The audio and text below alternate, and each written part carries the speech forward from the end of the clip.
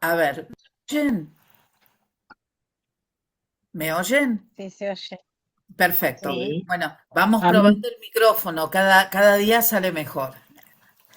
La vez pasada no pude, pero esta vez sí, porque ya le encontré la maña. El micrófono, si lo enchufo antes de empezar a grabar, no funciona el muy pícaro.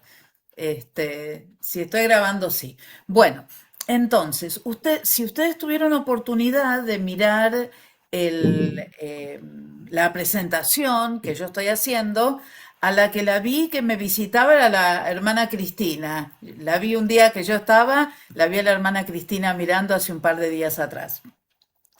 Una de las cosas que yo les pedí, por favor, es que si ustedes son de imprimir las cosas, que no lo hicieran todavía, porque yo a veces voy agregando cosas y voy cambiando el orden y es una picardía, porque como están en color, si ustedes imprimen en color es un gasto muy grande y que es una pena que no les quede ordenado o que saque alguna cosa y después pongo, porque yo voy armando así. Em, yo tengo en la cabeza lo que yo voy a hacer, em, pero es difícil que yo siempre haga las cosas de la misma manera, porque siempre hay algo que agregar, siempre hay algo que uno aprende.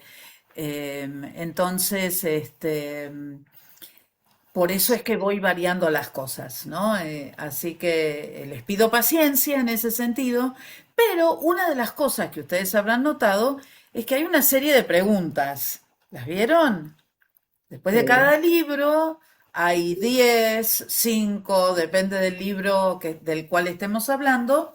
Hay algunas preguntas, más como preguntas para pensar que preguntas que simplemente pidan que ustedes registren datos. Entonces, la semana que viene vamos a tener un parcial. Sí, nos toca ya. Nos toca, es ineludible. Ya viene el parcial. Ahora, están en tercer año y están conmigo en tercer año, entonces, junto con el repaso que ustedes hagan de todo lo que escribieron, de la presentación que yo les dejo ahí, es sumamente importante que ustedes lean la Biblia. ¿Por qué?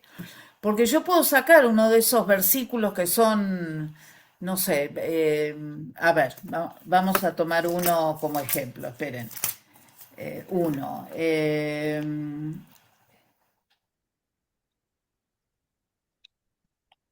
Por ejemplo, si yo les digo, dijo, en mi angustia clamé al Señor y Él me respondió, desde las entrañas del sepulcro pedí auxilio y tú escuchaste mi clamor. Este versículo no lo leímos todavía. ¿Saben de qué libro es? De Jonás, Bien, es de Jonás. ¿Cuándo? Jonás, cuando ya estaba en el vientre, cuando puede estaba ser. en el mar, Exactamente, cuando había sido alimentando el pez. tragado por el pez, ¿sí? Entonces, lo que van a aparecer en el parcial de la semana que viene son cosas como esas, es decir, algún texto clave que sea lo suficientemente claro para que ustedes me puedan dar información y que tenga cosas claves que ustedes puedan identificar de dónde es el texto, ¿sí? Al final de la clase les digo si vamos a hacer Oseas, Joel, Amós y Abdías o si solamente va a ser Oseas, Joel y Amós.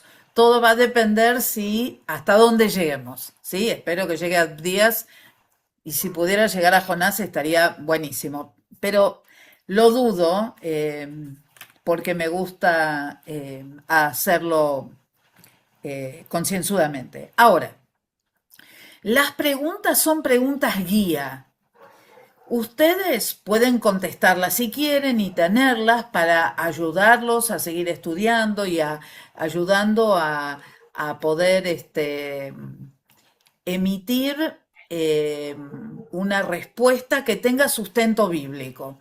El otro día alguien, no de acá, otra persona me hizo una pregunta y en el texto puso, ¿cuál es tu opinión? Y yo estaba pensando si en ese momento iba a contestar o no, no tenía mucho tiempo, así que, y era una pregunta complicada, pero una cosa sí sé que, con lo cual va a comenzar mi respuesta. No es mi opinión. Es lo que yo encuentre en las Sagradas Escrituras.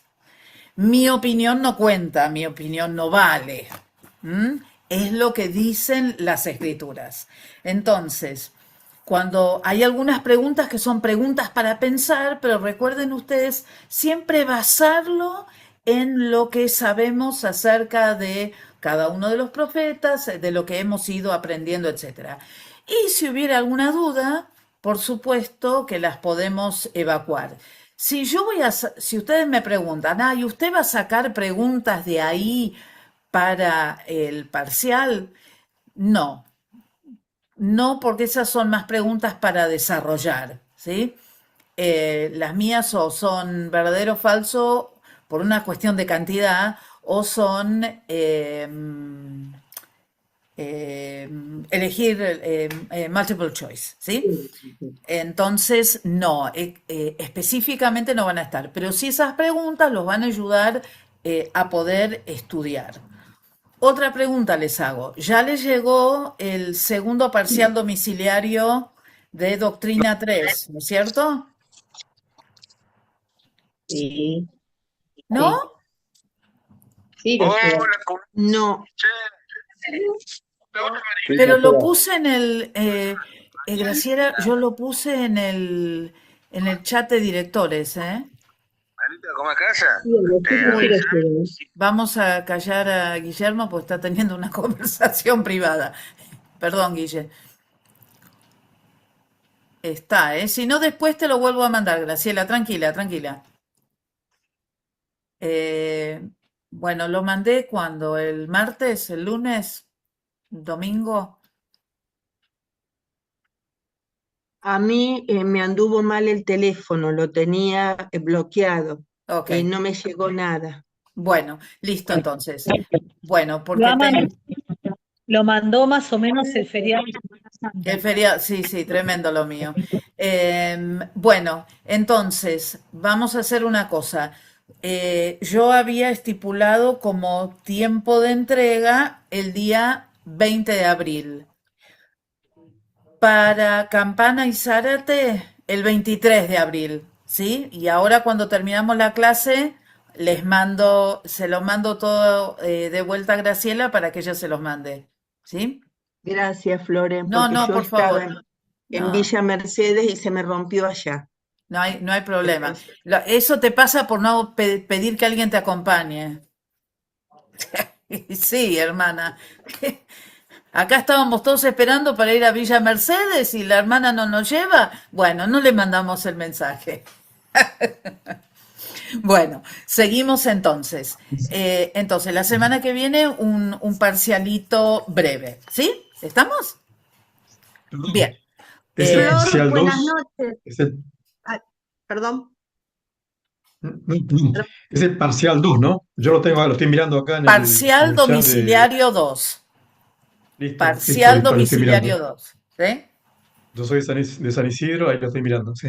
Está en Perfecto. WhatsApp. Porque ustedes tienen parcial uno y parcial 2 y después tienen parcial domiciliario uno, parcial domiciliario 2. En el parcial domiciliario 2 hay algunas preguntas de, sobre sanidad divina, pero hay algunas preguntas del otro parcial para refrescar y para volver a preguntar porque había habido algunas dudas. Así que van a haber algunas preguntas que son preguntas repetidas. Sí, La sanidad Virginia. divina y el Espíritu Santo sobre lo que usted mandó. Sí, creo que hay de los tres, ¿eh? Creo. Virginia. Flor, mi pregunta es sobre el parcial de profetas menores. Cuando usted dé las consignas de los versículos, va a dar palabras sobre ese versículo, digo, porque a mí se me complica cuando se toma desde la Reina Valera o de la NTV.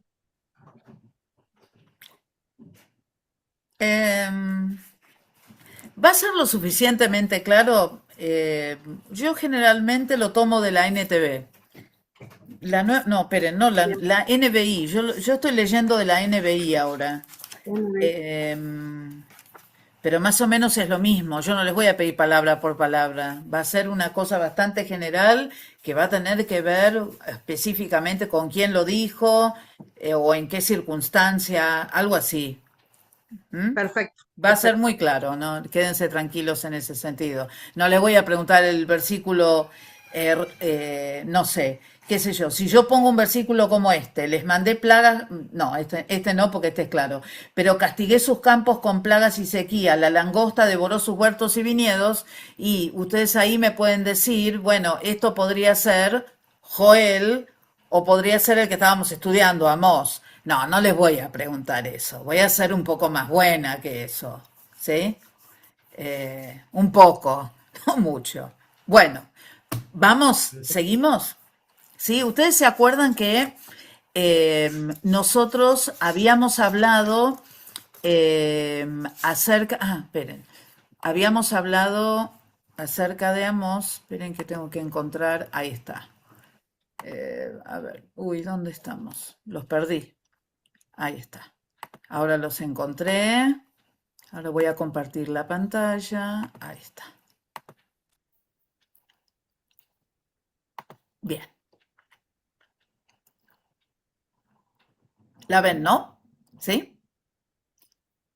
Entonces, nosotros hablamos acerca de la división de los reinos, de los lugares donde vivió o predicó cada profeta. Y acá agregué una diapositiva. ¿Por qué? Porque nosotros hablamos brevemente acerca de por qué un orden y el otro. Y yo les mencioné a ustedes que en realidad el orden canónico significa del canon. ¿Se acuerdan de doctrina de bibliología en primer año? Que es los libros que se decidieron iban a estar en la Biblia. Y ese orden canónico tiene más que ver con tema que con tiempo. Entonces, nosotros lo que estamos haciendo, estamos siguiendo el orden canónico, ¿sí? El orden en que aparecen en la Biblia. Ahora, el orden cronológico es un poco diferente, ¿sí? Y que está acá. Cuando nosotros hablamos del orden canónico, es para tener una especie de lectura continua de todas las escrituras y tener más o menos una idea de lo que está pasando. Mientras que cuando uno lee la Biblia, y ustedes saben que hoy en día existen Biblias que están organizadas en orden cronológico y que uno las puede leer en el año en orden cronológico, eso lleva a que uno entienda cuál es el orden en que las distintas historias fueron escritas, ¿sí? Bueno, esto ya habíamos hablado acerca de esto también, de Oseas, su significado. Acá hay un poco de información sobre esto. Las formas de apartarse del Señor, que tiene que ver con distintas partes del cuerpo, que lo menciona, el juicio y la misericordia. Y acá están los primeros 10, las primeras 10 preguntas, que son bastante básicas. Hablamos de Joel, ¿sí? Más o menos hablamos de la oruga, el saltón y revoltón, y acá están las preguntas de Joel, ¿sí? Y empezamos a hablar de Amós, ¿sí? Y entonces hablamos acerca de Amós y de quién era Amós. Amós era un pastor que aprovechaba también para levantar el fruto del sicómoro, una especie de higo, de la tierra para el sustento. El sicómoro era un árbol que se usaba en su totalidad, para la madera, para la sombra, para los animales y también por el fruto. El sicómoro no solamente aparece acá cuando estamos hablando de Amós, sino que también aparece en otros momentos, por ejemplo, Zaqueo, que se sube a un sicómoro para poder ver al Señor, ¿sí? Hablamos de cómo él salió de Tecoa y él se dirige hacia Betel. Tecoa tiene una Q acá y les explico por qué. Estos mapas son todos traducidos. Entonces, en ocasiones hay como, ustedes van a encontrar traducidos del inglés al castellano, ¿no? A eso me refiero. Entonces, a veces van a encontrar que traducidos del inglés al castellano y fueron escritos por personas que no sabían castellano. Entonces, ustedes saben perfectamente que nosotros en español no usamos la Q delante de una O. La Q se usa para poder, no es una letra que se usa en ese sentido. Entonces, a veces vamos a encontrar estas diferencias, bueno, sepan ignorarlas, ¿no? Entonces él se dirige a Betel, y Betel estaba ¿dónde? ¿En Israel o en Judá? En Oiga. Israel. Ah, qué susto, pensé que nadie sabía la respuesta. ¿Y Tecoa a dónde estaba? ¿En Judá? En el Sí, Reino en del el Sur. Reino del Sur, ¿sí? Acuérdense, estaba cerca de Jerusalén, ¿sí? Entonces, una de las cosas interesantes que nosotros vemos acá es que Amós no era un profeta que hubiera estudiado, un profeta que hubiese ido a una escuela de profetas. Y vamos a leer que él en un momento le dice al sacerdote Amasías que él no podía volver a cobrar su sueldo porque él no era profeta, él era pastor, ¿no? Pastor de ovejas. Pero Dios lo llamó con un mensaje muy, pero muy específico, y que él lo dio con toda claridad. Hablamos también que le habló a los distintos países que rodean a Israel. Acá yo, el rosado acá arriba, entre Fenicia y Filistea, eso vendría a ser Israel. Y lo que está marroncito ahí, a la izquierda de Edom, sería Judá. Filistea está un poco grande, para mi gusto, pero bueno, dejémoslo así. Y Muy eh, grande, sí. era un poco más chico Filistea era más un pueblo más costero, ¿no? Pero bueno, Usted, yo vi un mapa más chiquito, más pegado a la costa. claro, exactamente. Lo que pasa también es que, otra vez, uno busca mapas que sean lo suficientemente claros para que lo veamos, pero a veces le erran en la geografía. Como no les estoy tomando mapa, no hay problema. Y lo que nos resta ahora mirar en las escrituras son las visiones del profeta Amós, y estas visiones tienen que ver con el juicio a Israel. Ustedes recordarán. Y bueno, al final de Amós también tenemos las 10 preguntas, ¿sí? Entonces, dejo de compartir y vamos a la Biblia. Entonces, me gustaría que nosotros comenzáramos con el capítulo 7. Vamos a empezar con el capítulo 7. Dice: el Señor Omnipotente me mostró esta visión. Empezaba a crecer la hierba después de la siega que corresponde al rey, y vi al Señor preparando enjambres de langostas. Cuando las langostas acababan con la hierba de la tierra, exclamé: Señor mi Dios, te ruego que perdones a Jacob. ¿Cómo va a sobrevivir si es tan pequeño? Y entonces el Señor se compadeció y dijo: esto no va a suceder. Acuérdense que estas son visiones, ¿sí? La segunda, entonces la primera, ¿cuál es?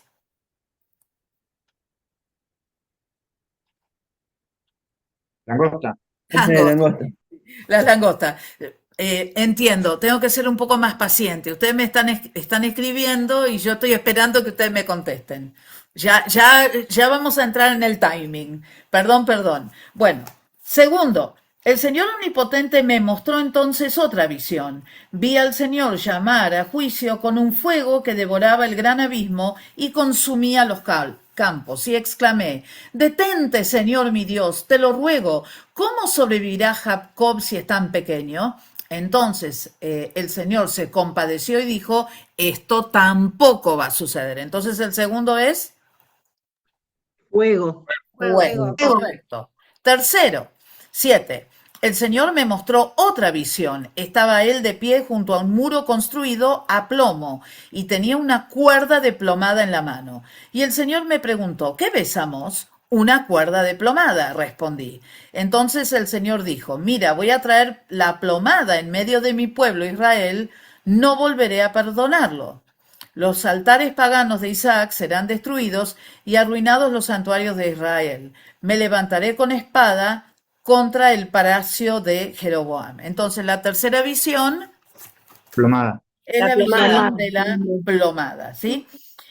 Fíjense ustedes que en esta visión Amós no responde, y tenemos la intervención de Amasías. Fíjense ustedes qué interesante, que la plomada se usaba en aquella época para poder construir paredes derechas. Aquellos que son constructores estarán de acuerdo conmigo. A mí que me gusta la física, lo entiendo de esta manera. Ustedes saben que, y ahora que estamos hablando todo del Artemis, que voló a la luna, que vuelve, que lo atrae la gravedad, bueno, todos nosotros entendemos, espero, que cada cuerpo celeste en todo el universo tiene una fuerza que es invisible, pero de la cual nosotros vemos su efecto, que es la gravedad. La gravedad es una fuerza que atrae, en el caso de la Tierra, todo hacia el centro de la Tierra. La gravedad es la que permite que alrededor de la Tierra permanezca y no se disipe la atmósfera que nos protege del sol, de los meteoritos, que permite que haya vida, que permite que haya una cierta cantidad de efecto invernadero que hace que las plantas puedan sobrevivir. Pero ¿por qué nos interesa a nosotros la gravedad? Porque lo que hace la plomada es... Lo que hace la gravedad es atraer la plomada hacia el centro de la Tierra y lo hace en una línea recta. Es decir, que cuando yo tengo un espacio plano, que tengo que asegurarme que ese espacio esté plano, ¿y qué uso para que un piso quede plano? Un nivel. Un nivel. Un nivel, exactamente. Hay niveles top que uno lo puede hacer con el celular, pero hay niveles que tienen un líquido y que tiene una burbuja de aire, ¿vieron? Y que la burbuja de aire tiene que estar justo en el medio para saber que eso está nivelado. Entonces, cuando uno tiene una superficie que uno sabe que está recta y uno tira una plomada, que en realidad ustedes habrán visto que muchas personas que se dedican a la construcción y que no tienen otra cosa, atan a un hilo algo que sea pesado y eso les marca exactamente cómo tiene que estar construida la pared para que esa pared no se caiga. Porque si la pared está torcida, la gravedad empieza a tirar para este lado y en algún momento esa pared va a caer, además de no tener quizás un fundamento tan preciso y tan derecho, ¿no? Lo que se busca con la plomada es que haya un ángulo de 90 grados, ¿sí? Que la plomada sea, lo que decimos en matemáticas, perpendicular a la Tierra. Todo esto para decir que la pared esté derecha. ¿Por qué una plomada? Y bueno, porque muchas veces cuando nosotros somos de alguna manera testeados por la plomada de Dios, por las escrituras, por lo que el Señor nos enseña y a veces no salimos muy derechos, a veces estamos torcidos, ¿no? Y entonces esa plomada a nosotros nos da también la pauta, la plomada de las Escrituras nos da la pauta de a dónde estamos, si estamos yendo por el camino que corresponde o no. Bien, Amasías contra Amós. Versículo 10. Entonces Amasías, sacerdote de Betel, envió un mensaje a Jeroboam, rey de Israel. Amós está conspirando contra ti en medio de Israel. El país ya no aguanta tanta palabrería de Amós porque anda diciendo, Jeroboam morirá a espada e Israel será llevado cautivo lejos de su tierra. Entonces Amasías le dijo a Amós, largo de aquí, vidente. Acuerden que acá la palabra vidente es otra palabra que significa profeta, ¿se acuerdan? Si quieres ganarte el pan profetizando, vete a la tierra de Judá. No vuelvas a profetizar en Betel, porque este es el santuario del rey, el templo del reino. Entonces, fíjense ustedes, acá tenemos una alusión directa. Anda a cobrar tu sueldo a tu casa y anda a profetizar allá, porque acá no te queremos. Pero fíjense ustedes que este sacerdote, las referencias que da, nos dan la pauta directa que no es una referencia al Señor o a las Escrituras, sino que es lo que dice. Este es el santuario del rey, no del Señor, y el templo del reino, no del Señor.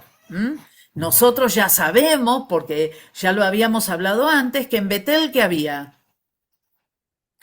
¿Se acuerdan? ¿Un altar? ¿El becerro de oro? Había un altar que era un becerro de oro, exactamente. Es decir, y nosotros ya sabemos desde Pentateuco que becerro de oro es algo que nosotros no nos interesa tener ninguna relación porque sabemos que eso está muy alejado del Señor. Y entonces Amós le respondió, yo no soy profeta, ni hijo de profeta, sino que cuido ovejas y cultivo higueras. Pero el Señor me sacó de detrás del rebaño y me dijo, ve y profetiza a mi pueblo Israel, ve y profetiza a mi pueblo Israel, ¿sí? Entonces acá tenemos a Joel que dice, a mí me llamó el Señor, a mí me mandó el Señor a hacer esto, yo no lo estoy haciendo por mí mismo. Así que oye la palabra del Señor. Tú dices, no profetices contra Israel, deja de predicar contra los descendientes de Isaac. Por eso, así dice el Señor, tu esposa se prostituirá en la ciudad y tus hijos y tus hijas caerán a espada. Tu tierra será medida y repartida y tú mismo morirás en un país pagano e Israel será llevado cautivo y lejos de su tierra. ¿A quién le dijo esto? ¿A Jeroboam o a Amasías? Perdón, no escuché. Al profeta Masías. Al profeta Amasías, ¿sí? Al profeta de Israel. Exactamente. Cuarta visión. 8. El Señor Omnipotente me mostró en una visión una canasta de fruta madura y me preguntó, ¿qué ves, Amós? Una canasta de fruta madura, respondí. Entonces el Señor me dijo, ha llegado el tiempo de que Israel caiga como fruta madura, no volveré a perdonarlo. En aquel día, afirma el Señor Omnipotente, las canciones del palacio se volverán lamentos. Muchos serán los cadáveres tirados por todas partes. Silencio. Oigan esto. Los que pisotean a los necesitados y exterminan a los pobres de la tierra. ¿Recuerdan que nosotros habíamos dicho que Amós tenía una crítica muy fuerte acerca de los poderosos y de cómo trataban o maltrataban a aquellos que no tenían el mismo poder adquisitivo de ellos, los necesitados? Bueno, acá lo vemos, ¿sí? Los pisotean y los exterminan. Ustedes dicen, ¿cuándo pasará la fiesta de la luna nueva para que podamos vender grano o el día de reposo para que pongamos en venta el trigo? Entonces, ¿qué era lo que estaban haciendo ellos? Siguiendo a Dios. Estoy en el versículo 5 del 8, ¿no? ellos estaban siguiendo a Dios de palabra, pero lo único que querían era terminar con toda esta historia, porque ¿qué querían ir a hacer?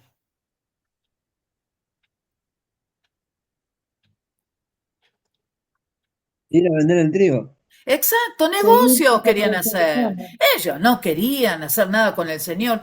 Querían hacer aquello que para ellos era importante, que era poder vender todas las cosas. Y miren esto. Ustedes buscan achicar la medida y aumentar el precio, falsear las balanzas y vender los desechos del trigo, comprar al desvalido por dinero y al necesitado por un par de sandalias. Entonces, estos comerciantes, estos supuestos religiosos, ¿qué estaban haciendo? Fraude. Fraude, exactamente, fraude, trampa, haciendo lo equivocado. Y entonces Amós estaba poniendo esto a la luz porque ellos estaban haciendo todo mal, todo equivocado. Jura el Señor por el orgullo de Jacob, jamás olvidaré nada de lo que han hecho. Y con todo esto no temblará la tierra, no se enlutarán los habitantes, subirá la tierra entera contra el Nilo, se agitará y bajará como el río de Egipto. En aquel día, afirma el Señor Omnipotente, haré que el sol se ponga a mediodía y que en pleno día la tierra se oscurezca. Convertiré en luto sus fiestas religiosas y en cantos fúnebres todas sus canciones. Los vestiré de luto, les afeitaré la cabeza. Será como si lloraran la muerte de un hijo único. Y terminarán el día en amargura. Vienen días, afirma el Señor Omnipotente, en que enviaré hambre al país. No será hambre de pan ni sed de agua, sino hambre de oír las palabras del Señor. La gente vagará sin rumbo de mar a mar, andarán errantes de norte a este, buscando la palabra del Señor, pero no la encontrarán. En aquel día se desmayarán de sed las jóvenes hermosas y los jóvenes fuertes, y caerán para no levantarse jamás los que juran por la culpa de Samaria, los que dicen, por la vida de tu Dios, Odán, por la vida de tu Dios, Berseba.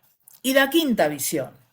Vi al Señor, otra visión en la que Amós no pide misericordia. Vi al Señor de pie junto al altar y él dijo, golpea los capiteles de las columnas para que se estremezcan los umbrales. Bueno, ustedes vieron que tienen en mente no las columnas que nosotros podemos tener en nuestras casas, porque esas son más bien o rectangulares o redondas, pero las columnas de tipo griegas, por ejemplo, las romanas, era el cilindro que subía y arriba tenía como una decoración que era un poco más grande, en la que se sostenía, en general, era como un triángulo que sostenía a las columnas. En realidad eran las columnas las que sostenían esa parte para mantener el edificio en pie. Entonces, dice acá que golpea los capiteles de las columnas para que se estremezcan los umbrales y que caigan en pedazos sobre sus cabezas. A los que queden los mataré a espalda, ni uno solo escapará, ni ninguno saldrá con vida. Bueno, cada vez vamos bajando más, ¿no? Aunque se escondan en lo profundo del sepulcro, de allí los sacará mi mano. Aunque suban hasta el cielo, de allí los derribaré. Aunque se oculten en la cumbre del Carmelo, allí los buscaré y los atraparé. Aunque de mí se escondan en el fondo del mar, allí ordenaré a la serpiente que los muerda. Aunque vayan al desierto arriados por sus enemigos, allí ordenaré que los mate a espalda, para mal y no para bien, fijaré en ellos mis ojos. Entonces, Amós dice, el Señor Omnipotente, el Todopoderoso, toca la tierra, se desmorona, sube y baja la tierra, otra vez repite, así como ocurrían. ¿Se acuerdan cuando hablábamos en geografía acerca de por qué la gente vivía cerca de los ríos? Y era porque muchas veces esos ríos desbordaban, cuando desbordaban llevaban consigo lo que se encontraba en el fondo del río que hacía que ambas, ay, ¿cómo es la palabra? Márgenes. Márgenes, gracias. Sedimentos. Ambas márgenes tuviesen mucha tierra fértil que pudiesen usar Siembra. para poder cultivar y sembrar. Sí, gracias. Y se enlutan todos los que en ella viven. Eh, Eso venía después, obviamente que todo el tiempo en que había algún tipo de inundación, eso no era algo positivo, sino que era algo negativo. Dios construye su excelso palacio en el cielo y pone su cimiento en la tierra. Llama las aguas del mar, las derrama sobre la superficie de la tierra. Su nombre es el Señor. Israelitas, ¿acaso ustedes no son para mí como los cusitas? ¿Acaso no saqué de Egipto a Israel? Decreta a los filisteos de Kir a los sirios, afirma el Señor. Por eso los ojos del Señor omnipotente están sobre este reino pecaminoso. Borraré de la faz de la tierra a los descendientes de Jacob, aunque no del todo, afirma el Señor. Daré la orden de zarandear al pueblo Israel entre todas las naciones, como se zarandea la arena en una criba sin que caiga a tierra ni una sola piedra. Pero, dice, a partir del versículo 11, recuerden lo que nosotros dijimos, que está, muchas veces hay como una descripción de la situación, el juicio de Dios, pero después viene la restauración, la promesa de restauración y de bendición.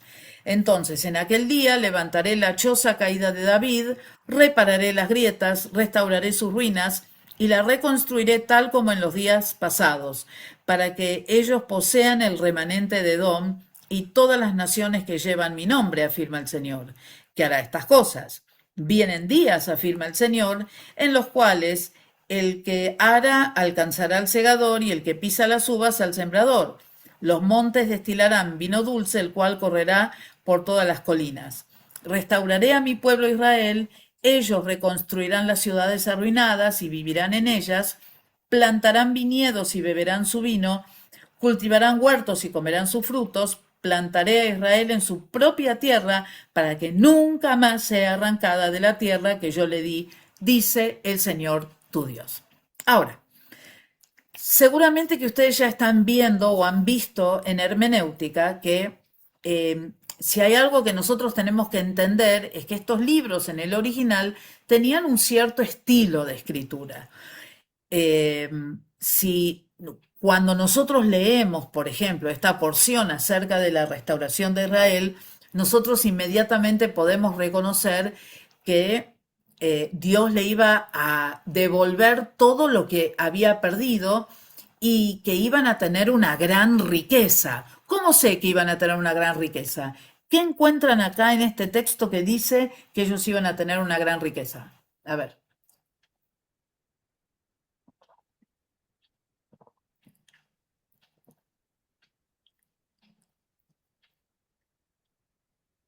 En el capítulo 13, donde dice que va a haber abundancia de cosecha en la tierra. Exactamente, y va a haber tanta abundancia que va a haber unos que están arando para sembrar y están terminando de cosechar. Después dice, el que pisa las uvas va a alcanzar al sembrador. Va a salir vino dulce, restaurarán y se reconstruirán las ciudades, también dice plantarán viñedos y beberán su vino, es decir, iba a haber un tiempo de prosperidad. ¿Sí? ¿Estamos? ¿Estamos para Abdías? No había entendido. ¿Perdón? Ahora entendí. No, ahora entendí, digo, el versículo 13. Ah, claro, Ahora es entendí. como que No. todo ocurría en general, cuando uno habla de siembra y cosecha, hay un tiempo para sembrar, un tiempo para cosechar, Sí, pero acá sí. era como que todo iba a ser una cosa atrás de la otra porque iba a haber tanta abundancia que no iban a terminar de hacer una parte que ya podían comenzar con la otra, ¿no? Exacto. Así que tengo una historia muy, muy especial con Abdías. Abdías es un un libro como muy corto, ¿no? ¿Sí o no? ¿O no lo leyeron para hoy? Sí, sí, un solo capítulo. Es un capítulo solo, ¿sí?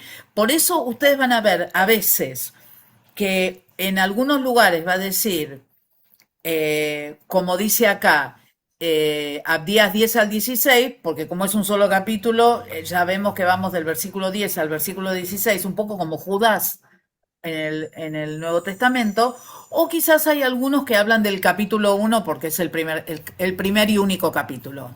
En realidad no es algo que nos va a quitar el sueño. Pero la historia que tengo con Abdías era que yo tenía como 14 años y estaba en un grupo de jóvenes y se ve que les estaban dando distintos profetas a distintas personas. Y nunca me voy a olvidar, porque viene el presidente de jóvenes y me dice, Flo, yo quiero que vos prepares el capítulo de Abdías para compartirlo con los chicos.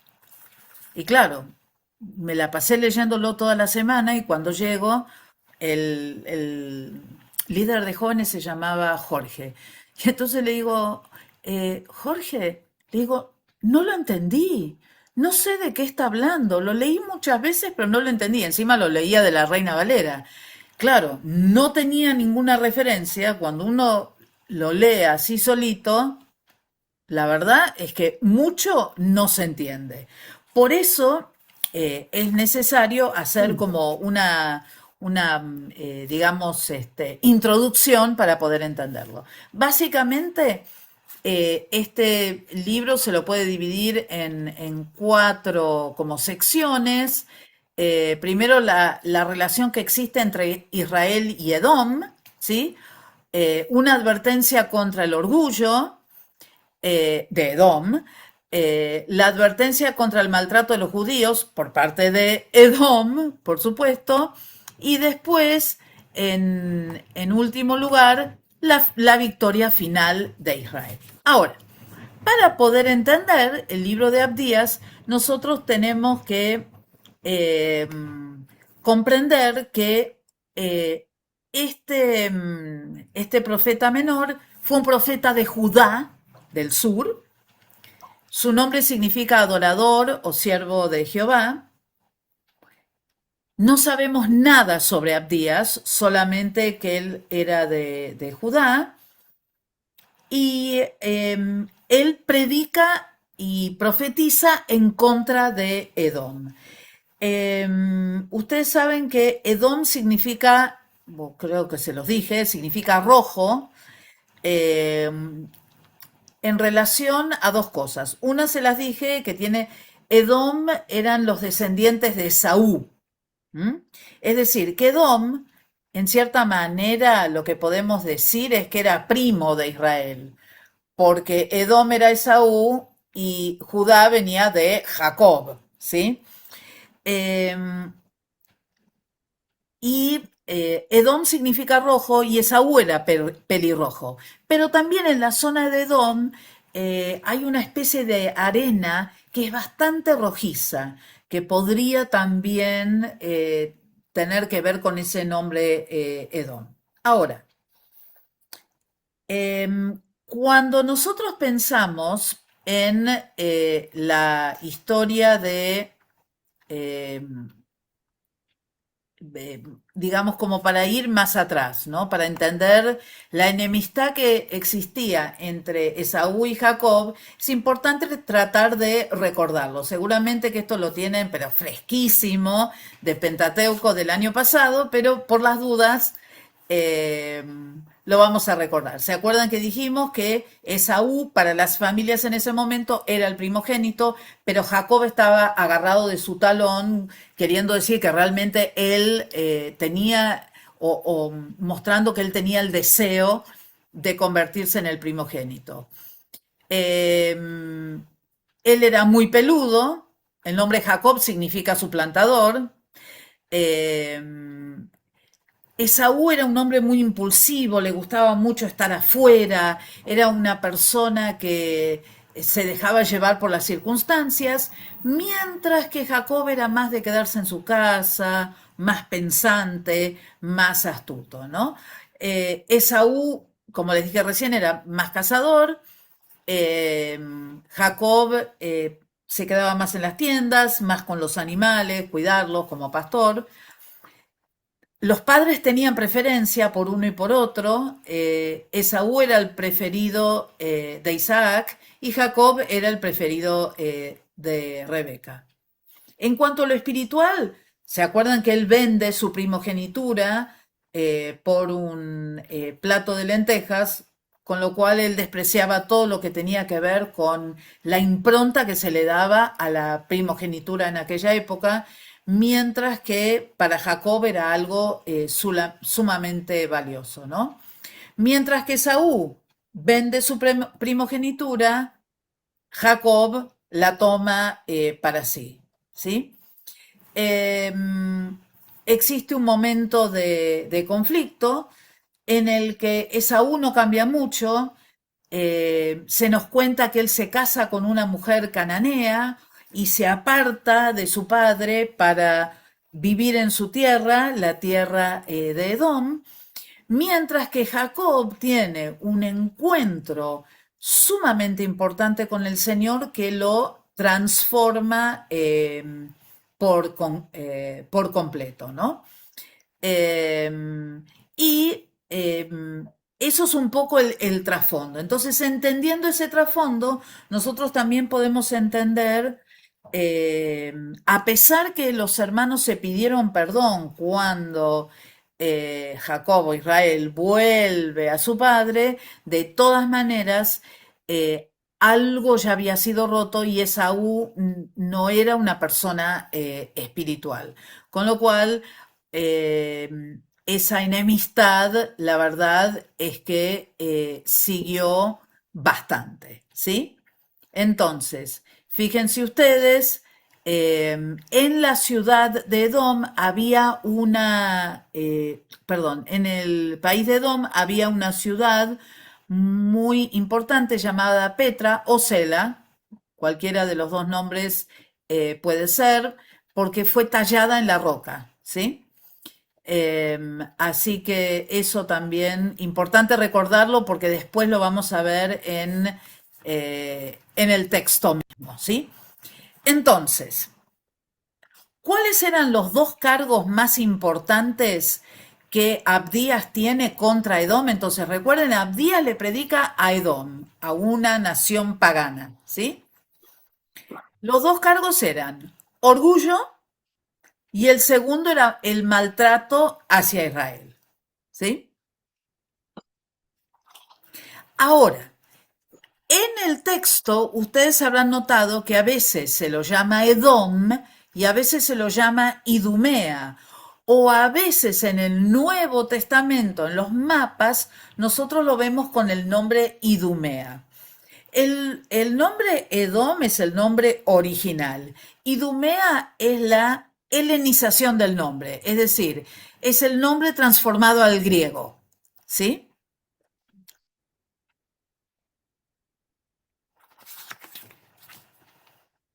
¿Saben quién era Idumeo? Ah, pero acaban ustedes de hablar de él la semana pasada.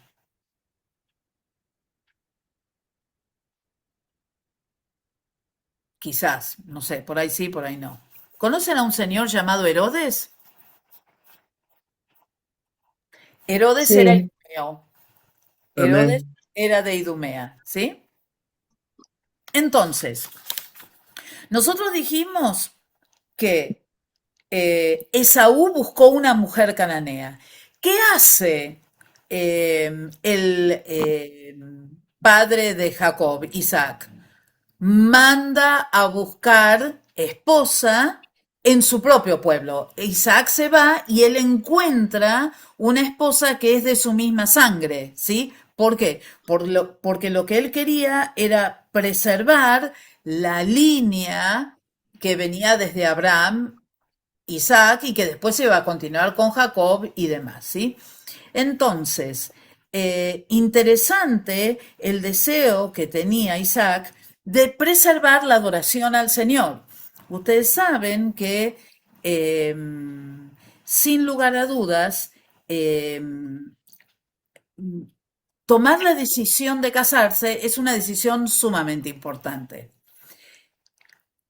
Y de ser posible, sería muy importante que nosotros los que conocemos al Señor, que busquemos dentro del ambiente cristiano, dentro de las iglesias, a alguien que tenga los mismos principios, que tenga las mismas creencias, que tenga el mismo llamado, que tenga la misma manera de actuar, porque cuando uno se casa con alguien que ya de entrada uno sabe que quizás no tiene ese mismo deseo que uno de servir al Señor, eso a la larga puede causar algún tipo de roce, algún tipo de conflicto o alguna dificultad. Por eso es que Isaac quería preservar a Jacob que le pasara lo mismo que le había pasado a sus dos hijos, ¿no? Que no volviera a pasar eso. Ahora, ¿qué ocurrió? En Esaú siempre quedó esa amargura, ese enojo, para usar una palabra bien argentina, esa bronca de no haber recibido lo que él le correspondía. No tanto desde el punto de vista espiritual, sino desde el punto de vista material, porque recuerden ustedes que la bendición no solamente era una bendición espiritual, sino que recibir la bendición de tu padre significaba una bendición espiritual, pero también una bendición monetaria. Entonces, él se quedó, también para usar un argentinismo, sin el pan y sin la torta, se quedó sin nada. Entonces eso creó en él un estado de amargura y de enojo que, a pesar que él perdonó a su hermano en el momento en que su hermano pasa de vuelta para ir a su hogar, evidentemente hubo una raíz que ahí quedó de ese odio que que fue perdurando durante las generaciones. Ojo con la raíz de amargura. Ojo, hermanos. Uno puede tener toda la razón del mundo, toda la razón del mundo. Pero si cuando yo recuerdo alguna cosa que o alguien me haya hecho o que alguien me haya dicho o algo por lo cual yo haya pasado que fue culpa de otros, y cuando yo hablo de eso, todavía eso me causa enojo, me perturba, me inquieta, me saca de la bendición del Señor, significa que el Señor tiene que tratar con ustedes porque no han perdonado de verdad. Ay, hermana, ¿así me lo está diciendo? Sí, así se lo estoy diciendo. Entonces, uno tiene que poder hablar de las circunstancias que uno ha pasado, injusticias por las cuales uno haya pasado, con la libertad. Yo siempre digo, es como si yo estuviera hablando de una uña encarnada del pie, que duele mucho mientras que está encarnada. Una vez que uno se la desencarna, uno siente un alivio y se olvida del dolor. Entonces, así tiene que pasar en la profundidad de nuestro corazón. Y no vale decir yo no puedo. ¿Por qué? No vale decir yo no puedo. Todo lo puedo en Cristo que me Todo fortalece. lo puedo en Cristo. Porque el Señor nos perdonó y puso el perdón en nuestro corazón. Bien, bien. ¿Y qué más? Yo soy yo perdono con mis fuerzas y eso es suficiente. No, el Señor nos ayuda. No. Es el Señor obrando en nosotros, Es el Señor obrando en trabajando. nosotros. Entonces, claro que yo solo no voy a poder. Muchas cosas uno no puede hacer solo. Pero con la ayuda del Señor, leyendo las Escrituras, buscando de su presencia, eso se puede cortar de raíz. Y en el momento en que eso se corta de raíz, hay un alivio, uno siente una paz que sobrepasa todo entendimiento. Y ocurren cosas muy, pero muy interesantes porque Dios nos bendice y nos llena de su presencia. Hay algo muy particular que tiene el libro de Abdías, es que Abdías nunca le pide a Edom que vuelva de sus malos caminos, no hay palabras de consolación y no hay condiciones para que ellos sean liberados del juicio al cual van a estar expuestos, ¿no? Nosotros vamos a leer más adelante, ustedes van a estudiar más adelante, que los edomitas se opusieron al rey Saúl, que fueron dominados por los reyes David y Salomón, y que lamentablemente lo que hizo Esaú fue formar a un país que fue igual a él.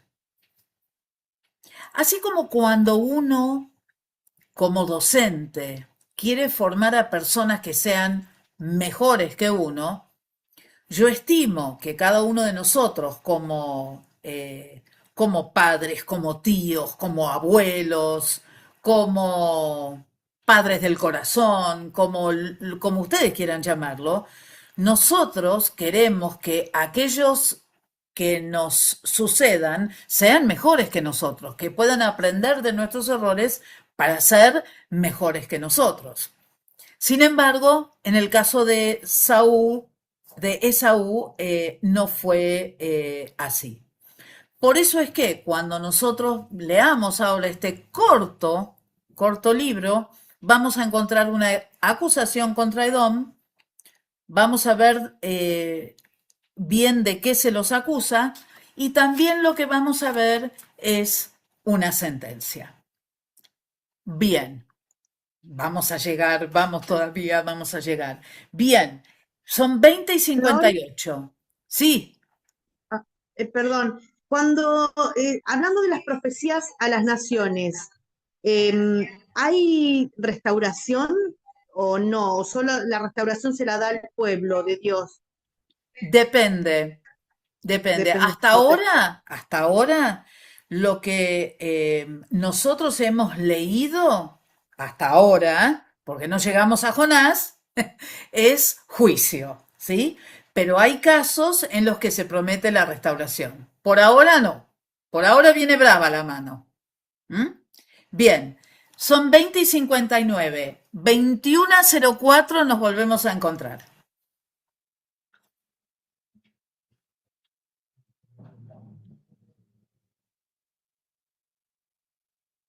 Vamos volviendo. Ahí veo muchas caras que no había visto antes.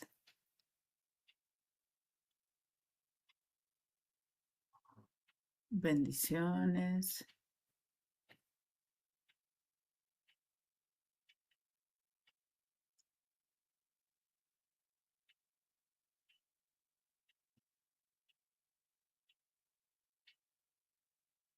A ver.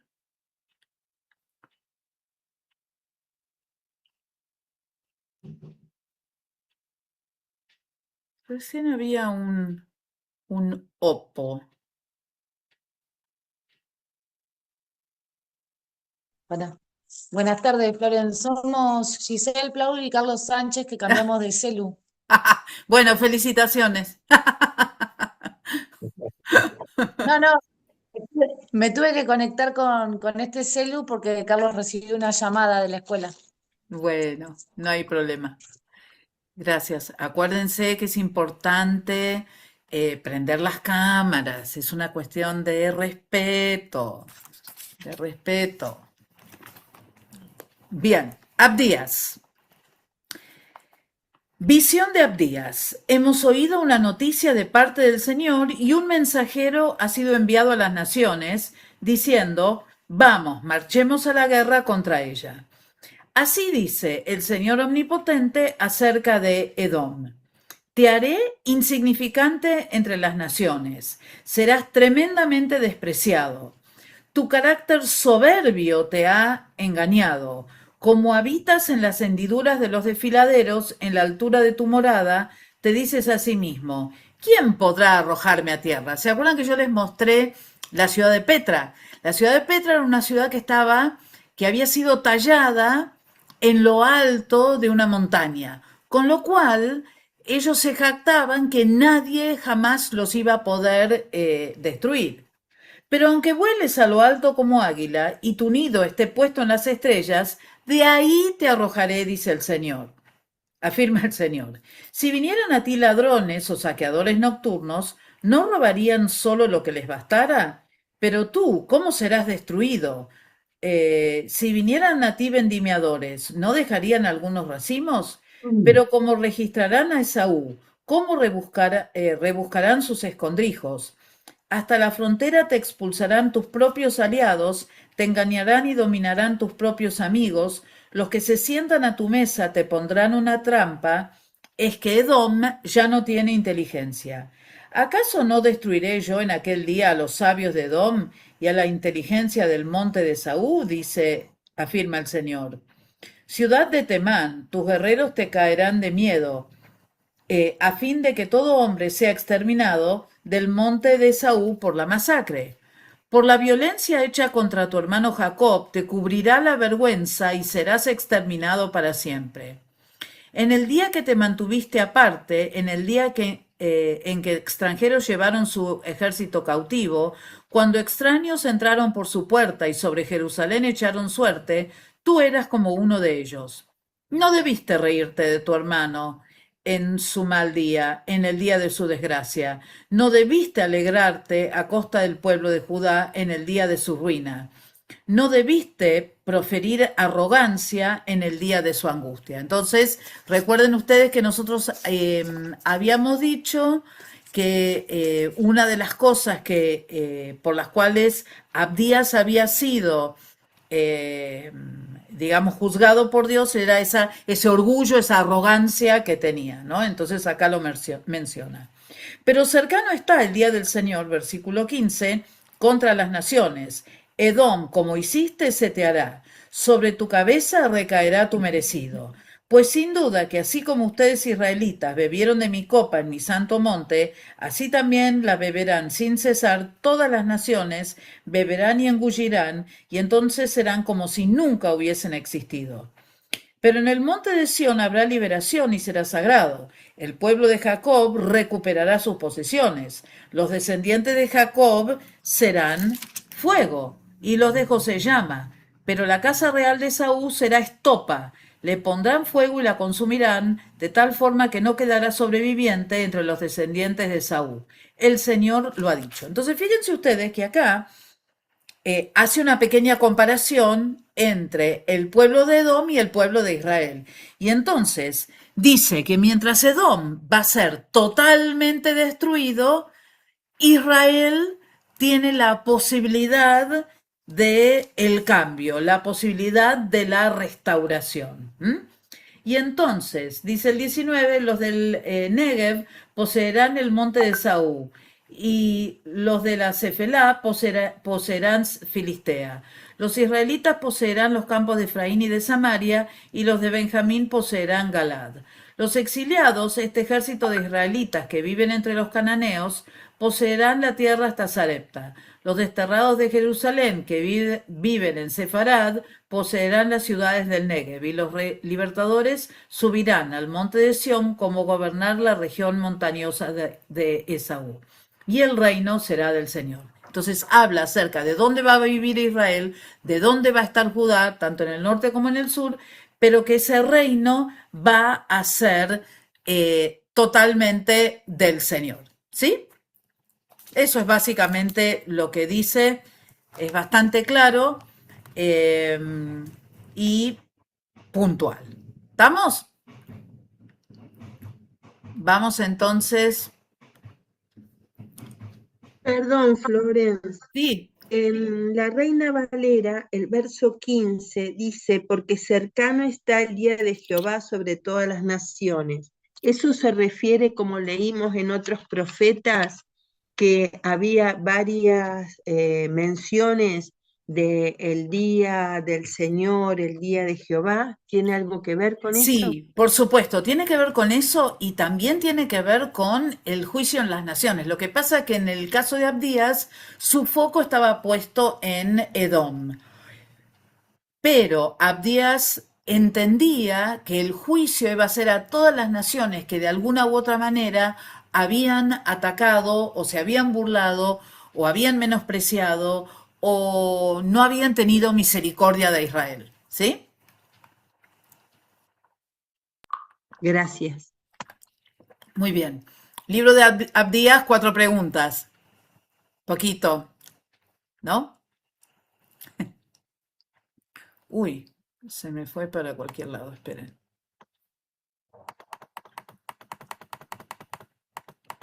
Bien. Ah, Abdías. Muy bien. Vamos a nuestro amigo Jonás. Estoy haciendo unas averiguaciones bastante interesantes. Bien, el libro de Jonás es como, estaba leyendo que hay algunos autores, algunos eruditos, que dicen que es como un libro que tiene esta característica de ser casi nada perdón, no casi nada, casi todo autorreferencial, porque gira alrededor de la historia de Jonás y del problema que tenía Jonás.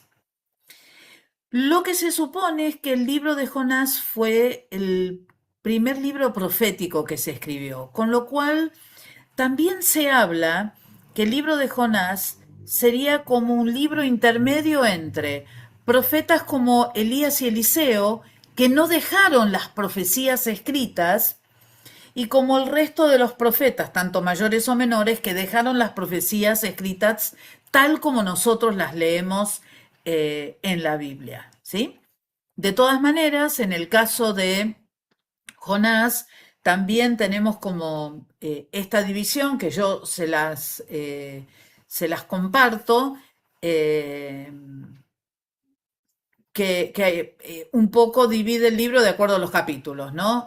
El primer capítulo huyendo o corriendo de Dios, después corriendo hacia Dios, después corriendo con Dios y después tratando de correr delante de Dios y hacer cosas que Dios no dijo que tenía que hacer, ¿no? Bastante interesante. Pero bueno, el significado del nombre Jonás es paloma, ¿sí? Sabemos claramente que él vivió durante el reino de Jeroboam II y que básicamente está hablando de la misericordia de Dios, no solamente hacia esta ciudad tan importante, la ciudad de Nínive, sino también misericordia hacia Jonás, ¿no? Bien. Para entender un poco acerca de Jonás, es importante recordar al reino asirio. No vamos a entrar en muchos detalles, sí decirles que es, perdón, voy a hacer un paréntesis porque de repente me vino el flash. Me acuerdo patente cuando les di geografía hace un par de años, dónde estaba sentada, de qué manera estábamos trabajando. Y miren cuán lejos hemos llegado ahora, ¿no? 2 años después, 2 años y medio después, gracias al Señor. Bien, entonces, Imperio Asirio, uno de los imperios más importantes de la antigüedad, un imperio que también fue terriblemente sanguinario, muy idólatra, pero bueno, que tuvo su área de influencia, ¿no? Entonces, para que ustedes entiendan, acá en el norte está Nínive, la capital. El Imperio Asirio, recuerden ustedes que estos imperios es como que se van superponiendo unos arriba de otros. Entonces, hay ciudades que nosotros ya las oímos nombrar o que las vamos a oír a nombrar después del Imperio Babilónico, por ejemplo, que está la ciudad de Babilonia, pero lo que ustedes tienen que recordar es que lo que estos pueblos hacían era, iban tomando las ciudades-estado. Recuerden que nosotros hablábamos acerca que toda nación se inició como una ciudad que se fue fortaleciendo, que fue formando su propio ejército y que en sí misma era un estado y que tenía su forma de gobierno, que a medida que se fue extendiendo hacia el exterior, iban sojugando a las ciudades vecinas y tomando los territorios intermedios, hasta que iban creciendo tal como nosotros vemos acá. Y simplemente para referencia, ver dónde está Israel y Judá de aquella época, ¿sí? Bueno, este es nuestro amigo Jonás, ¿sí?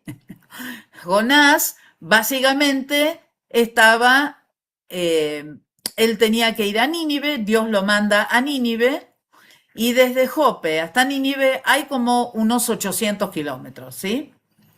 De los cuales él después vuelve a Jope, porque Jope era una ciudad-puerto, y él lo que decide es tomarse un barco, y lo que dicen la mayoría de los estudiosos es que Tarsis quedaba en el estrecho de Gibraltar, en España, a 3.400 kilómetros. Y cuando leamos las intenciones que tenía Jonás y cómo lo describe la Biblia, se van a reír bastante, creo, no sé. Recuerden ustedes también que esta ciudad de Nínive, a la cual predica Jonás, era una ciudad que había sido fundada por Nimrod, y ustedes leen acerca de eso en Génesis capítulo 10. Para cuando llegamos a la época de Jonás, Nínive tenía una población de 600.000 habitantes, o sea, era enorme. Estaba a las orillas del río Tigris, y dicen los estudiosos que tenía una superficie de 7 kilómetros cuadrados, era bastante grande. Se la conocía como la ciudad sanguinaria o la ciudad del foso de los leones, y en contraposición también era un gran centro cultural, un gran centro comercial, un centro que, según lo que se lee, era muy hermoso, tenía jardines y parques muy hermosos. ¿Se acuerdan que nosotros habíamos hablado acerca de los jardines colgantes de Babilonia? Estos jardines colgantes también existieron en la época de Nínive, y en Nínive había una biblioteca, pero no con libros, porque no existían los libros en aquella época, sino que eran bibliotecas con tabletas de arcilla. Y esa biblioteca se llamaba la biblioteca de Asurbanipal. Asurbanipal fue un rey asirio, y dicen que fue la colección de tablillas, mejor dicho, de arcilla, más grande que existió en la época. Había una historia que contaba la historia de un soldado que se llamaba Gilgamesh, y es en forma de poema, y está escrito en esta letra, que ahora se los voy a mostrar porque no tengo nada, pero esperen que se los voy a mostrar. No, esto no quería. Pensé que lo tenía. Bueno, esperen. Acá está. ¿Ven? Esto es lo que ha quedado de esa biblioteca, porque casi toda fue destruida. Pero fíjense ustedes que está escrito con lo que se llama la escritura cuneiforme. La escritura cuneiforme fue una escritura muy típica de la Mesopotamia, que se hacía como con una cuña, como si fuera con un triangulito. Entonces son todos triangulitos, y a esa letra se la llama cuneiforme, ¿no? ¿Qué otra cosa les puedo decir de Jehová? Dios le dio a Jonás 3 instrucciones muy importantes. Levántate, ve y pregona. Esas tres cosas le dijo. Te levantás, te vas para allá y hablas, ¿sí? Y claro, cuando Dios lo manda a Siria, bueno, Jonás sabía perfectamente que Asiria era un pueblo que estaba creciendo cada vez más, que era un pueblo muy sanguinario. Vamos a leer también en el texto que Jonás era muy patriota, entonces para él meterse con los asirios era como meterse con el peor enemigo que uno pudiese pensar. Era una ciudad gentil, Asiria era muy, perdón, Nínive era muy sádica, y además el viaje que él tenía que hacer era muy largo y si era una ciudad pero tan pecaminosa, ¿qué perspectivas había que alguien se convirtiera en ese lugar? No sé, tendríamos que pensar ahora nosotros en alguna ciudad de nuestro país, o cada uno puede pensar en su área, de esas ciudades que uno dice, no, acá la Biblia no entra, pero de ninguna manera.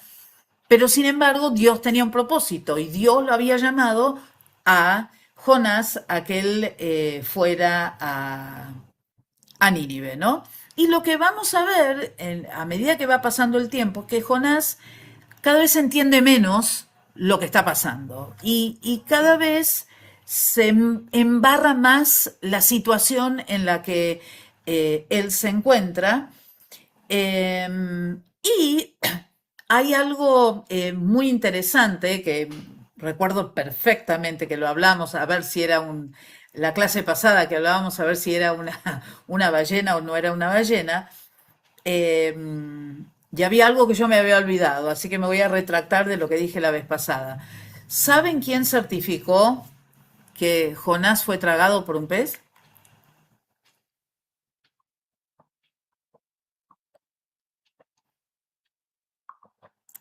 Jesús. Exactamente. Lucas, capítulo 11, busquen, versículo 29.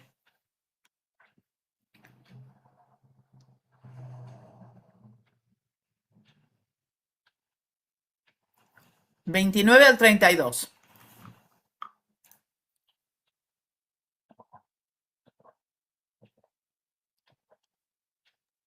Leemos. Ujú. Y apiñándose las multitudes comenzó a decir, esta generación es mala, demanda señal, pero señal no le será dada, sino la señal de Jonás. Porque así como Jonás fue señal a los ninivitas, también lo será el Hijo del Hombre a esta generación.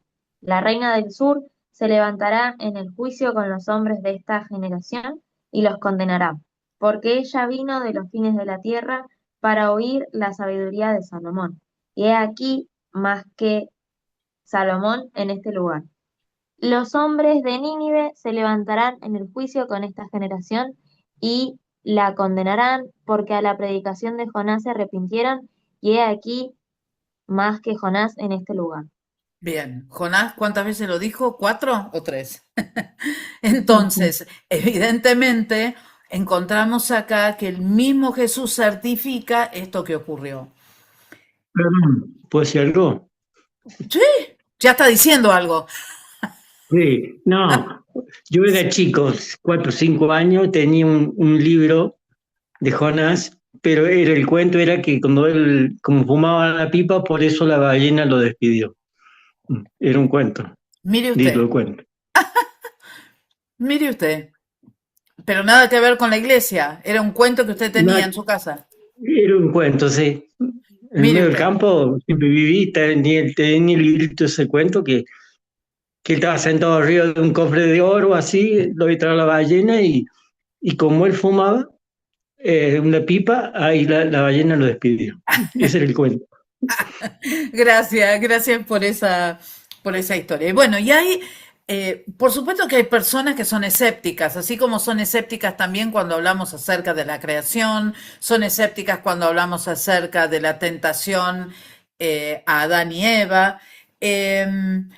Pero como acá tenemos la verificación de Jesús, no tenemos nada que decir y quiénes somos nosotros para ser escépticos de lo que dice la palabra del Señor, ¿no? Entonces, Jonás es tragado por el pez.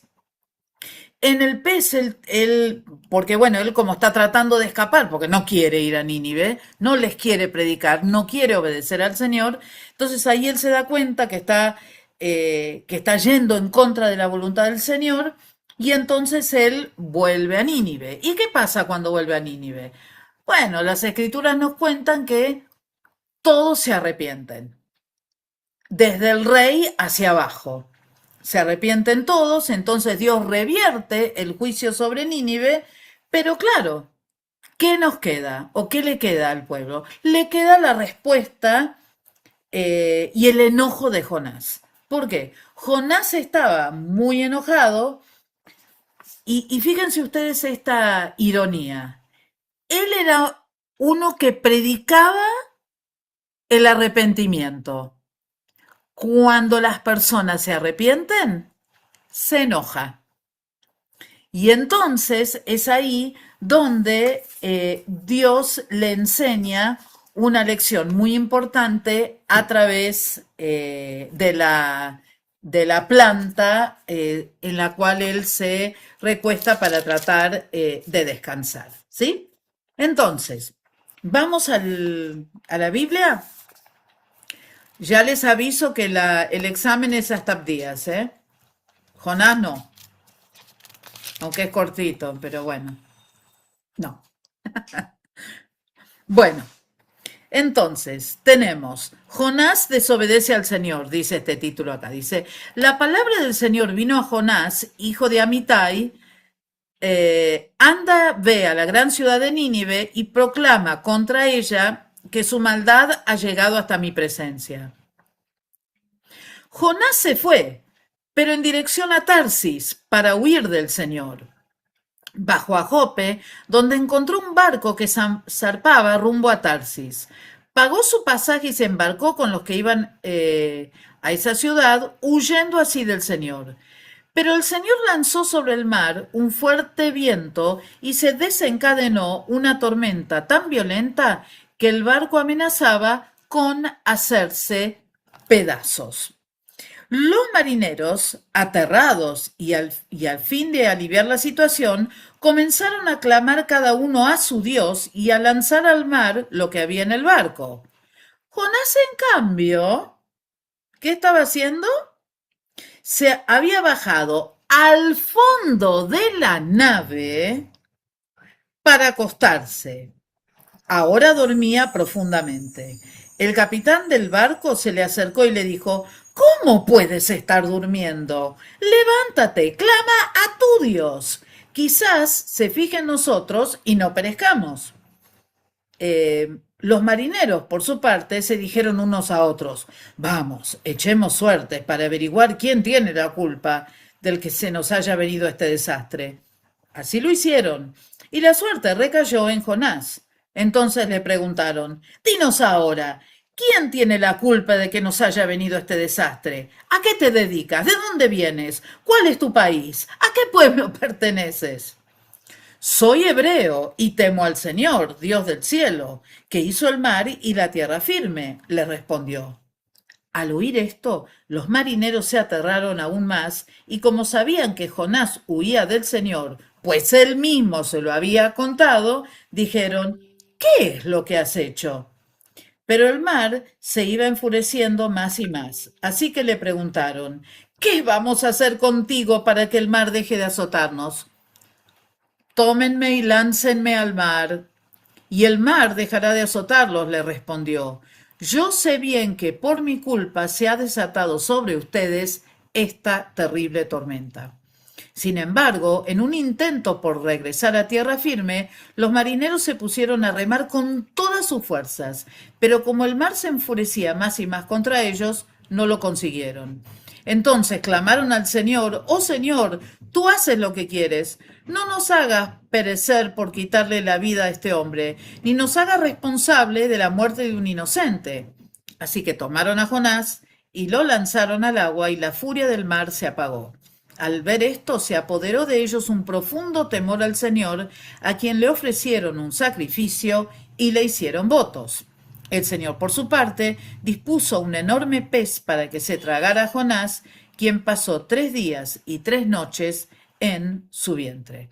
Entonces Jonás oró al Señor, su Dios, desde el vientre del pez y dijo, ¿se acuerdan lo que les leí al principio? En mi angustia clamé al Señor y él me respondió, desde las entrañas del sepulcro pedí auxilio y tú escuchaste mi clamor. A lo profundo me arrojaste, al corazón mismo de los mares, las corrientes me envolvían, todas sus ondas y tus olas pasaban sobre mí y pensé, he sido sepultado de tu presencia. ¿Cómo volveré a contemplar tu santo templo? Las aguas me llegaban hasta el cuello, lo profundo del océano me envolvía. Las algas se me enredaban en la cabeza, arrastrándome a los cimientos de las montañas. Me tragó la tierra y para siempre sus ojos se cerraron tras de mí. Pero tú, Señor mío, al sentir que se me iba la vía... No, perdón. Pero tú, Señor mío, me rescataste de la fosa. Al sentir que se me iba la vida, me acordé del Señor, y mi oración llegó hasta tu santo templo. Los que siguen a ídolos vanos abandonan el amor del Señor. Yo, en cambio, te ofreceré sacrificios y cánticos de gratitud. Cumpliré las promesas que te hice. La salvación viene del Señor. Entonces el Señor dio una orden y el pez vomitó a Jonás en tierra firme. Bien, hay algunas cosas interesantes para poder ver aquí, que vamos a ir, voy a ir para atrás. Bueno, por ejemplo, esperen, esta foto que hay acá, esto es una foto, ¿no? De lo que es Nínive ahora, la nada misma. Y esto es lo que suponen los estudiosos que era Nínive en la época de su esplendor. ¿Mm? Bien. Bueno. Entonces, cuando nosotros vemos la vida de Jonás y cuando nosotros lo que tratamos de hacer es tratar de entender qué es lo que le pasa a Jonás, nosotros vemos que Jonás hizo varias cosas que ustedes después van a poder analizar en Jonás 2, del 2 a 8. Ahora vamos a volver. Hablando del lugar a donde estaba, de cómo él estaba emocionalmente, de cómo él se sentía arrepentido, que lo leímos en el capítulo 2, de cómo él reconoce que Dios es todopoderoso y cómo él comienza a pedirle al Señor misericordia, ¿no? Y busca tratar de rededicar su vida al Señor. Pero eso, esperen, esto viene después. A ver. Esto era lo que les quería decir. Miren, la caída de una persona nunca es estrepitosa y repentina, sino que siempre hay como un proceso. De a poco uno se va alejando y cada vez va yendo más y más y más hacia abajo, ¿no? Él estaba cerca de Nínive y decide ir a Jope, al puerto. Desciende, es decir, va hacia el sur. Después desciende al barco. Después va al interior del barco. Pero después cae en el fondo del mar, entra al estómago del pez y llega hasta lo más profundo de la desidia y de la tristeza. ¿Por qué? Porque él fue desobedeciendo al Señor. Y buscando historias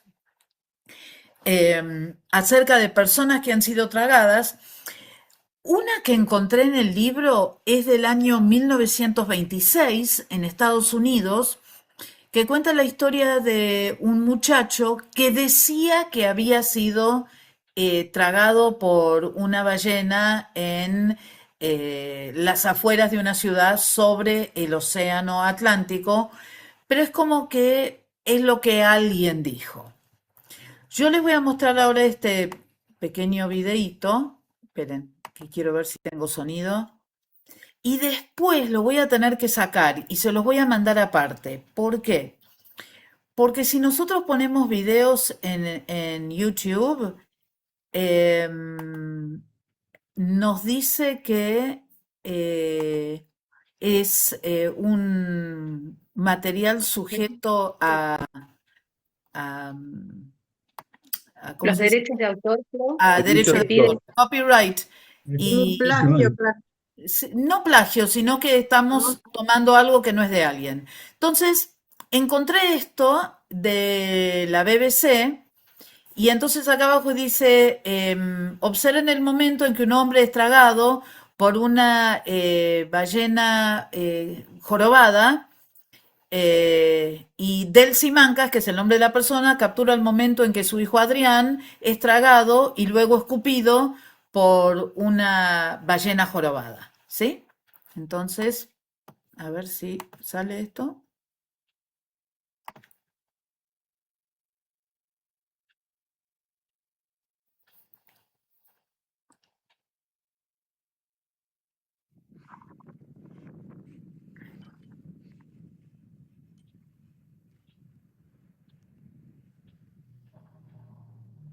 ¿Lo ven?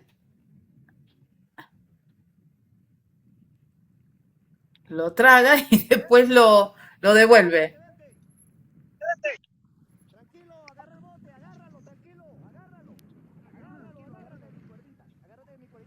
Yo pensé que me había comido ya y que me había tragado.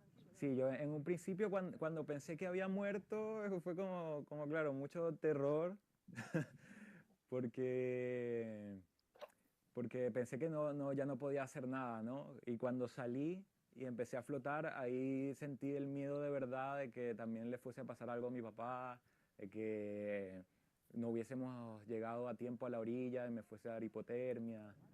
Pero ya cuando salí entendí que claro, probablemente era por curiosidad que se había acercado la ballena o quizás como para comunicar algo. Bien. Nada más que eso, pero bueno, un poco para ver que estas cosas sí ocurren. Sí ocurren, ¿sí? Así que yo voy a sacar esto de acá, pero para el que quiera después se lo pongo aparte y se lo comparto a los directores para que se lo compartan y lo sacamos de ahí. Bien, hasta acá, ¿alguna pregunta?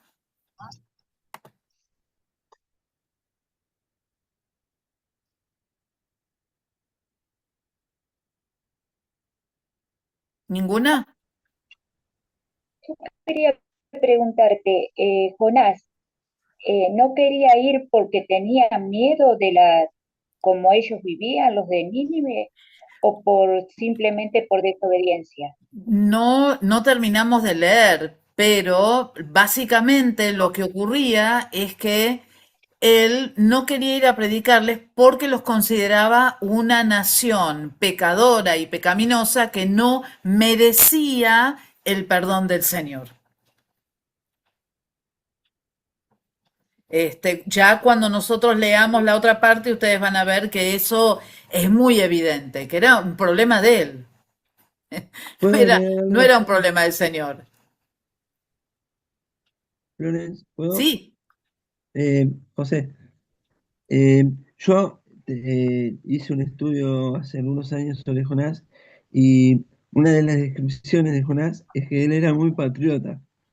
sí. Entonces, y era del ejército. Entonces él no quería ir a predicar a Nínive donde el Señor lo había mandado porque dice, si estos se arrepienten, se levantan, se fortalecen como guerreros, vienen y nos devoran a nosotros como país. Entonces, una de las razones que él desobedecía era porque tenía miedo por el patriotismo que el tipo tenía. Claro, y no solamente por el miedo, más que el miedo por lo que pasara con Nínive, era más que nada porque él era muy patriota y él decía, ¿por qué Dios tiene que hablarle a un pueblo que es un pueblo pecador? Un pueblo que no es nuestro pueblo. Entonces sí, con esa cuestión del patriotismo, eh, nosotros podemos estar de acuerdo. No sé si él tendría miedo, no sé si yo he leído en Jonás algo que a mí me haga pensar eh, que él tenía miedo que los atacara. Sí era verdad que ellos ya sabían que los asirios eran un pueblo que estaba en franco crecimiento, eso seguro. El problema era que ellos sabían, y porque esto ya era historia repetida, y es lo que lo que nosotros hemos ido hablando a medida que van cambiando los distintos imperios. Cada imperio va conquistando y se va agrandando y va tomando más poder. Entonces, como el imperio asirio era un imperio que estaba ahí, estaba a punto de de entrar a Israel, el hecho que Dios mande a Jonás a predicarles era una situación un poco complicada, porque él no iba a predicarles, es decir, les iba a hablar del juicio de Dios, pero ese juicio de Dios tenía también un mensaje: arrepiéntanse y entonces las cosas van a cambiar. ¿Se entiende? Entonces, eso en la mente de alguien que era del pueblo de Israel era difícil de entender, porque para ellos, ¿quién era el pueblo elegido por el Señor? Ellos. Entonces, ¿por qué alguien más se iba a arrepentir? Cosa que realmente pasó. Y Jonás no lo podía creer y se enojó, ¿no? María. Profe, a mí lo que se me venía con respecto a lo que íbamos leyendo sobre Jonás es como, no sé cómo expresarlo, pero es como una sombra de lo que iba a venir sobre Jesús. O sea, yo lo entiendo así o lo veo así. Eh, con respecto, no sé, como que relaciono eso de Jonás con el pueblo de Dios, quizás no aceptando a los demás, sino que somos nosotros nomás lo que Dios ama o Dios va a salvar, o como que lo interpreté así o me vino eso. Con respecto también a los 3 días, o el bajar a lo profundo, Sí. como que me llevó a eso, como a una sombra de lo que iba a venir o un aviso sobre el amor de Dios, sobre esa misericordia hacia todos, Sí, María, y bien que que no decís una solamente a su sombra, pueblo. como una pequeña semblanza, pero claro que sí. Por eso es que uno a veces tiene que pedirle al Señor, y aún nosotros, ¿no? Porque uno, claro, lee todas estas historias, ya están todas escritas, ya pasó todo. Como decimos, leemos las cosas con el diario del lunes y es muy fácil leerlo y decir muchas cosas, ¿no? Pero es muy posible que dentro de este grupo, que somos tantos, haya alguno de ustedes que tenga que pasar por una situación similar y que tenga que ir a un lugar del cual no va a estar muy feliz de ir por la razón que sea, por la razón que sea.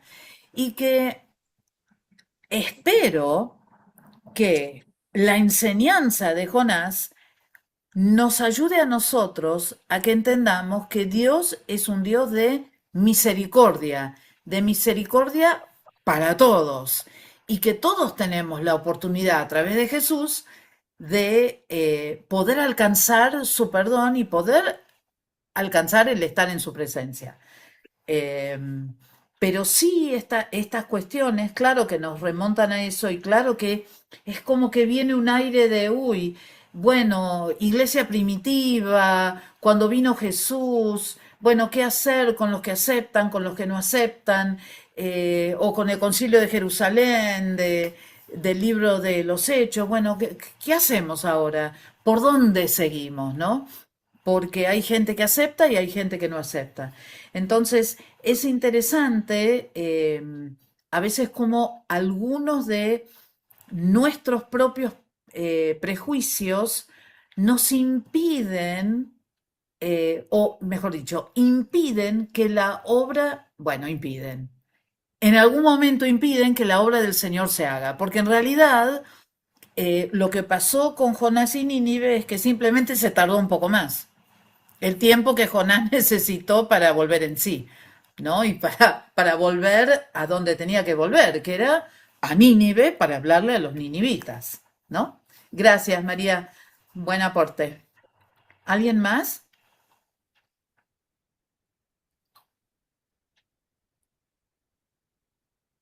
Bueno, muy bien. Entonces, vamos a terminar acá. Lindo ver todas esas caras. Espero que el Señor les bendiga mucho. Oren por Rubén, que está de viaje. Ya llegó a Neuquén, gracias a Dios. Va a ir a una ciudad que se llama Barbarco, que queda en el norte de Neuquén. Tienen como 6 horas de viaje desde Neuquén en caminos de ripio, así que les pido oración por eso. Con la bendición que el ITC compró para la ciudad de Barbarco, las ovejas, para las ciudades del norte de Neuquén, una antena Starlink para que ellos se puedan comunicar con nosotros en instituto y puedan hacer el instituto.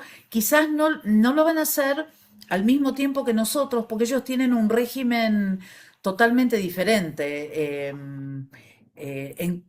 en cuanto al clima, ¿no? Ellos tienen muchos meses en que están totalmente aislados.